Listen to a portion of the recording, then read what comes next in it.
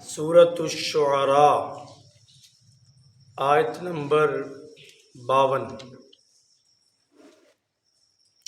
اعوذ باللہ السمیع العلیم من الشیطان الرجیم، بسم اللہ الرحمن الرحیم۔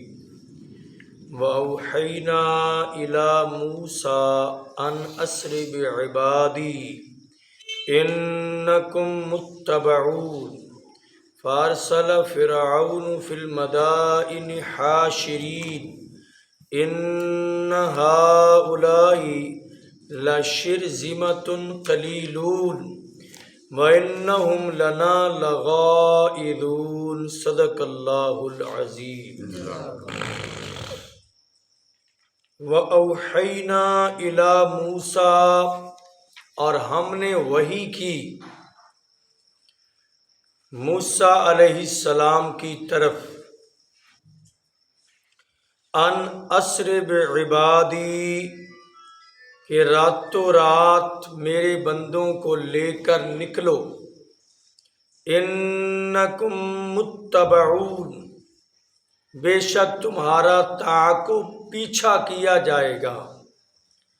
فَأَرْسَلَ فِرْعَوْنُ فِي الْمَدَائِنِ حَاشِرِينَ، فرعون نے بندے شہروں میں اکٹھا کرنے کے لیے بھیج دیے۔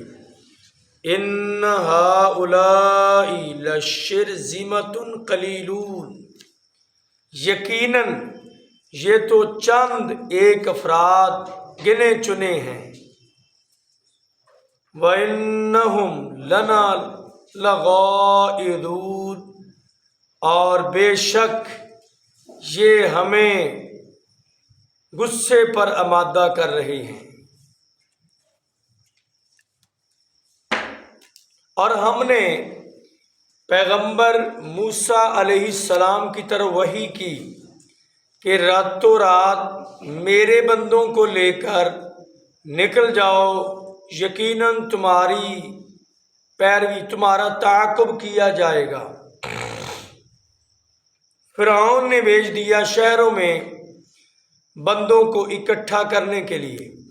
یقیناً یہ جو لوگ ہیں یہ گنے چنے بہت تھوڑے افراد ہیں، اور انہوں نے ہمیں ناکوں چنے چبا دیے ہیں۔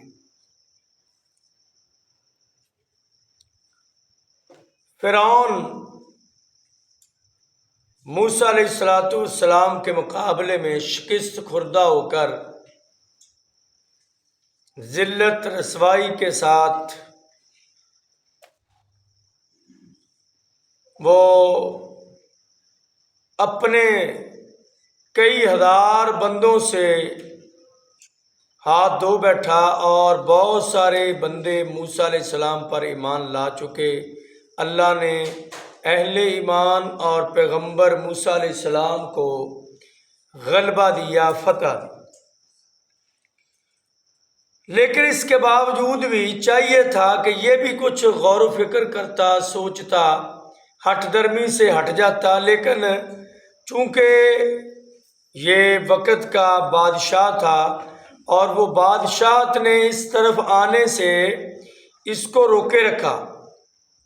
وقت گزرتا گیا اور پھر اللہ تعالیٰ نے جناب موسیٰ علیہ السلام کو وحی کی کہ اب وہ وقت آ چکا ہے کہ یہ خود بنی اسرائیل کو آزاد نہیں کرے۔ بنی اسرائیل کے بندوں کو اس نے غلام بنا کر اور عورتوں کو گھروں میں خادمیں اور لونڈیاں بنا کر رکھا ہوا تھا، اور ان کے بچوں کو ذبح کرتا تھا، اور ان کی بچیوں کو ایسے غیر شادی شدہ چھوڑے رکھتا تھا، اور ان پر ظلم ستم کی انتہا کر رکھی تھی۔ ہر لحاظ سے ان کو اپنا متحد بنایا ہوا تھا۔ تو آزادی کے لیے جناب موسیٰ علیہ السلام نے درخواست دائر کی تھی اس کے دفتر میں کہ بنی اسرائیل کو آزاد کیا جائے۔ تو یہ آگے سے ڈٹ گیا کہ کیسی آزادی، کیوں آزاد کریں۔ تو موسیٰ علیہ السلام کو اللہ تعالیٰ نے وقت گزرنے کے بعد وحی کی کہ تم لے کر نکلو رات کے ایک حصے میں بنی اسرائیل کو مصر سے لے کر نکلو، اور یہ ذہن میں رکھنا کہ تمہارے پیچھے فرعون اور فرعونی فوجیں ضرور پہنچ جائیں گی۔ ایک ضعیف روایت میں ابن ماجہ کی ہے، ایسے لکھا ہے کہ نبی صلی اللہ علیہ وسلم، وہ حدیث سنا رہا ہوں، ہے ضعیف، ایک بار دیہاتی کے پاس گئے، اس نے بڑی خاطر تواضع کی، بڑی خدمت، گوشت کھلایا، پانی ٹھنڈا پلایا، آپ کو جو ہو سکا خدمت کی۔ نبی پاک فرمان لگے جب آئے نا مدینہ میں تو مجھے ضرور ملنا۔ ایک دن یہ کام سے مدینے میں آیا، نبی پاک سے ملا، اور آپ نے بھی اس کی مہمان نوازی کی اور کہا بھی کچھ مانگنا ہے تو لے لے۔ کہنے لگا جی ایک اونٹ دے دو اور ایک بکری دے دو جو دودھ دیتی ہے، بس۔ آپ نے فرمایا بھی مانگا تو نے کچھ نہیں، تو اس سے اچھا تھا کہ فلانی عورت جو بوڑھی تھی اس نے جو مانگا وہ تجھ سے اچھا مانگ لیا، تو نے تو کچھ بھی نہیں مانگا۔ کہنے لگا جی وہ کون عورت تھی؟ صحابہ کرام نے پوچھا وہ کون عورت تھی؟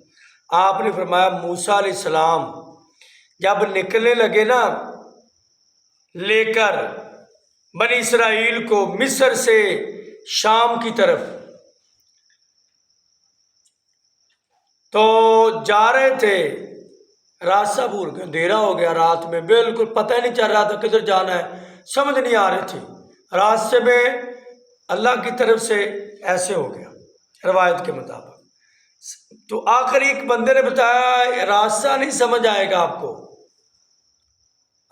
کیسے سمجھ آئے گا؟ کہتے سمجھ ایسے آئے گا کہ یہ ایک نبی کی دعا ہے جو تم بھول چکے ہو۔ یوسف علیہ السلام نے دعا کی تھی کہ اللہ میں اپنے ملک میں جانا چاہتا ہوں،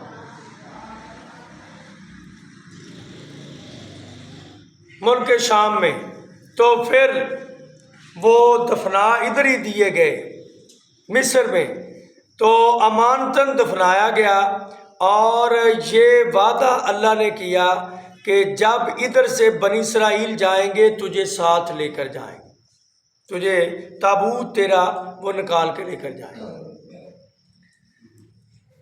تو وہ کہنے لگے بھی ان کو ساتھ لے کر جاؤ، بنی اسرائیل تو سارے جا رہے ہیں، جناب یوسف علیہ السلام کو ساتھ لے کر جاؤ۔ اب یہ بھی پتہ نہیں، اتنا عرصہ گزر گیا کہ یوسف علیہ السلام کی قبر کہاں ہے وہ نہیں ملی، کسی کو علم۔ ایک بوڑھی عورت تھی ساتھ، وہ کہنے لگی مجھے علم ہے لیکن میں نے بتانی نہیں، میں نے نہیں بتانا، پتہ ہے مجھے لیکن بتاؤں گی ایک شرط پہ، میری ایک شرط پوری کرو۔ کہا کون سی شرط؟ یہ ہے کہ مجھے اللہ جنت میں آپ کا جو محل ہوگا اس کے ساتھ جنت میں محل دے، میری یہ ریکویسٹ پوری کر لو، پھر یوسف علیہ السلام کی قبر میں بتا دوں۔ وہ ان کی بات پوری مانی گئی، اور اس کے بعد وہ لے گئی ایک طرف، اور وہاں ایک جھیل تھی، پانی تھا، پانی بالکل سڑا ہوا تھا، پانی پھر خشک کیا اور نیچے سے بتایا گیا وہاں قبر ہے، اور قبر کھول دی گئی، تابوت نکالا گیا، پھر لے کر نکلے۔ یہ وہ روایت ہے، وہ صحیح من گڑت۔ بہرحال یہ بیان کرتے ہیں اکثر مفسر، میں نے اس لیے آپ کو سنا دوں۔ یوسف علیہ السلام کو لے جانے کا واقعہ اکثر مفسرین نے لکھا ہے، لیکن یہ روایت تو ضعیف۔ تو جناب موسیٰ علیہ السلام جا رہے ہیں، اور بحر قلزم کے جب پاس پہنچے نا تو پھر پیچھے سے تعاقب ہونے کا سلسلہ شروع ہوا، وہ آگے آئے گا۔ تو جناب موسیٰ علیہ السلام راتوں رات اپنی ساری برادری، قوم، خاندان کو لے کر نبیوں کی اولاد، کتنی بڑی بدبختی ہے، یہاں بھی نظر ثانی کرنی چاہیے، نبیوں کی اولاد اور بن غلام گئی، یعنی آل رسول، یوسف علیہ السلام کا خاندان، یعقوب علیہ السلام کا خاندان، اور وہ غلام بن گیا کن کا؟ فرعونیوں کا۔ اور فرعونی وہ جو بتوں کی پوجا کرنے والے اور فرعون کو خدا سے ان کے غلام بن گئے۔ آل رسول آل نبی، اس نبی کی بات کرتے ہیں۔ آج بھی یہی صورتحال ہے۔ آل رسول اور نبی کے خاندان اور نبی کی اولاد، نبی کے ماننے والے مسلمان یہ غلام ہیں۔ امریکہ سے آرڈر آئے اسی پر عمل ہوتا ہے، ہم ان کے غلام ہیں، اور ہماری زندگیاں، ہمارے معاملات ان کے کنٹرول میں ہیں۔ تو بدبختی کی وجہ اس وقت جو تھی آج بھی وہی ہے۔ انہوں نے بھی نبیوں کی تعلیمات کو چھوڑا۔ جب لے کر جا رہے تھے نا موسیٰ علیہ السلام، تو جب تھوڑا سا آگے گئے کہنے لگے کوئی بت بنا دو ہمارے لیے۔ یہی بنی اسرائیلی کہنے لگے ہمارے لیے کوئی بت بنا دو، ہم بھی اس کی پوجا کریں جیسے وہ فرعونی پوجا کرتے تھے۔ موسیٰ علیہ السلام نے کہا اس لیے تو ہم ان سے لڑتے رہے کہ بتوں کی پوجا نہیں ہے، ایک اللہ کی پوجا ہے۔ آج یہ غیر اللہ کی پوجا کے بڑے رنگ ہیں، بڑے طریقہ کار ہیں، اور 1000 میں سے 10 بندے بھی ایسے نہیں جو توحید پرست ہوں، خالص توحید پرست ہوں۔ اور یہ اللہ کا وعدہ ہے کہ وَأَنْتُمُ الْأَعْلَوْنَ إِن كُنتُم مُؤْمِنِينَ، پکے ایماندار تم بن جاؤ، اللہ نے غلبے کا وعدہ تمہارے ساتھ کیا ہے۔ اور پچھلے جب کل کا درس ہم نے پڑھا، وہ پکے مومن بنے، پکے مومن بنے، اور انہوں نے کہا دنیا کی ہر چیز قربان ہو سکتی ہے، مال بھی، منال بھی، آل بھی، اولاد بھی، خاندان بھی، جان بھی، لیکن ایمان پر سودے بازی نہیں ہو سکتی۔ آج ہم کیا نہیں فروخت کرتے ایمان کے بدلے، کون سے ٹکوں پر نہیں بکتے۔ تو بہرحال وہی بات ہوئی کہ یہ آل نبی موسیٰ علیہ السلام کی اولاد، جناب یعقوب علیہ السلام کی اولاد، خاندان یہ غلام بن چکا تھا۔ لے کر نکلے غلامی سے جناب موسیٰ علیہ السلام۔ اللہ نے پہلے کہا تمہارے پیچھے آئیں گے، تمہیں پکڑنے کے لیے ہوشیار ہو کر جانا، خبردار ہو کر نکلنا۔ تو فرعون جب صبح اٹھا اس نے دیکھا ہمارے کوئی باڈی گارڈ نوکر چاکر نظر نہیں آ رہے، پتہ کرایا کرنے لگا جی وہ تو رات سے ہی غائب ہے، سارے ادھر ادھر، سارا کوئی عملہ ہی نہیں، سارا عملہ ہی غائب ہو گیا ان کا عملہ۔ کہنے لگے اچھا موسیٰ علیہ السلام کا پتہ کرایا وہ بھی غائب۔ سارے بنی اسرائیلی، اور مفسرین نے یہ لکھا کہ یہ جو بنی اسرائیل تھے یہ ان سے کچھ ادھاری چیزیں لے کر بھی گئے، انہوں نے قبطیوں سے ادھارے زیورات لے رکھے تھے۔ یہ کوئی ایسی تحقیق کی بات تو نہیں لکھی، ایسے انہوں نے بنی اسرائیلی روایت لکھ دی، وہ لے کر نکلے تھے۔ اور پھر فرعون کو جب پتہ چلا اس نے سارے فوجیں شہروں کی، دیہاتوں کی بندے اکٹھے کر لیے کہ بھی ہم نے ان کو پکڑ دکڑ کرنی ہے، تیز رفتار سواریاں بھی چاہیے اور ہوشیار چلاک ہمیں بندے فوجی دستہ بھی چاہیے، شہروں علاقوں میں فوج اور سارے بندے اکٹھے کر لیے، اور سب کو اکٹھا کر کے کہا ان ہؤلاء لشرذمۃ قلیلون، یہ چند بندے 2-4 گروہ، تھوڑے سی تعداد میں گنے چنے بندے، یہ ہمیں آگے لگائے ہوئے ہیں، ان کا اب ہم حل سوچ لیں گے۔ وَإِنَّهُمْ لَنَا لَغَائِظُونَ، یہ ہمیں ہر وقت غصے میں، طیش میں، تپش میں رکھتے ہیں، تو اب ان کا حل کرنا چاہیے۔ اوحینا، وحی کا لفظی معنی ہوتا ہے تیز ترین اشارہ، وحی کا لفظی لغوی معنی تیز ترین اشارہ، اور اصطلاحی معنی ہوتا ہے القاء کرنا، اللہ کی طرف سے بات اپنے نبی کے دل میں ڈال دے۔ وحی کا لفظ کبھی اصطلاحی معنوں میں آتا ہے، کبھی لغوی معنوں میں آتا ہے، یعنی وحی ہوتی ہے نبی کی طرف، یہ اصطلاحی ہے، اور لغوی معنی اشارہ کرنا، تو کبھی اللہ اپنے بندوں کی طرف بھی اشارہ کر دیتا ہے، جیسے قرآن نے کہا کہ ہم نے وحی کی موسیٰ علیہ السلام کی ماں کی طرف، حالانکہ وہ نبیہ نہیں تھی، لیکن وحی کا معنی ہم نے ان کے دل میں بات ڈال دی، اشارہ کر دیا ایسے کر دو۔ تو وحی کا دو معنی ہے، ایک معنی اللہ کی طرف سے پیغام دل میں ڈالنا، ایک ہے ان کو اشارہ کر دینا کسی بات کا۔ اور اسرا یسری کا معنی ہونا ہے رات کے وقت لے جانا، سرا یسری معنی جانا رات کے وقت۔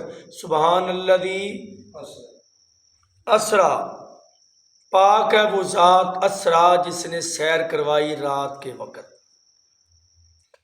عبد کی جمع عبادی، متبعون جن کا پیچھا کیا جائے، ایک ہے متبع، ایک ہے متبع۔ مرید، اور مرید کسے کہتے ہیں؟ مریض نہیں، مرید، پیر مرید،